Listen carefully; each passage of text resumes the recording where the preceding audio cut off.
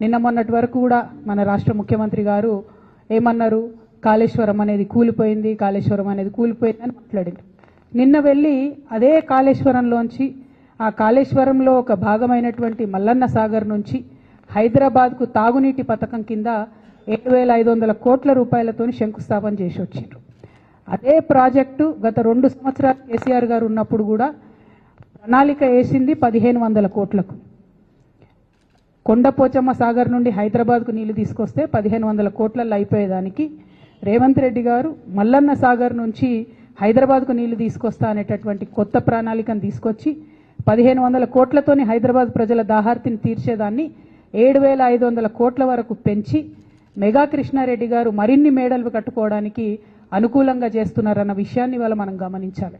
మరి ఇటువంటి అన్యాయం 1,500 కోట్లు ఎక్కడ, 7,500 కోట్లు ఎక్కడ? అది రేవంత్ రెడ్డి గారి ఇంటి సొమ్ము కాదు కదా, తెలంగాణ ప్రజల సొమ్ము. మరి తెలంగాణ ప్రజల సొమ్ము అన్యాయం జరుగుతున్నప్పుడు ఖచ్చితంగా మనం మాట్లాడాల్సిందే, ఎదిరించాల్సిందే అని కూడా ఈ సందర్భంగా నేను మన ప్రజలందరికీ కూడా చెప్తూ, కంపల్సరీ ఎందుకు ఆ ఎస్టిమేషన్ పెరిగింది అనేటటువంటి విషయం ప్రభుత్వం ప్రజలకు జవాబిచ్చేంత వరకు కూడా మేము తెలంగాణ జాగృతి పక్షాన ప్రభుత్వాన్ని ప్రశ్నిస్తామనేటువంటి విషయాన్ని కూడా ఈ సందర్భంగా నేను తెలియజేస్తా ఉన్నాను.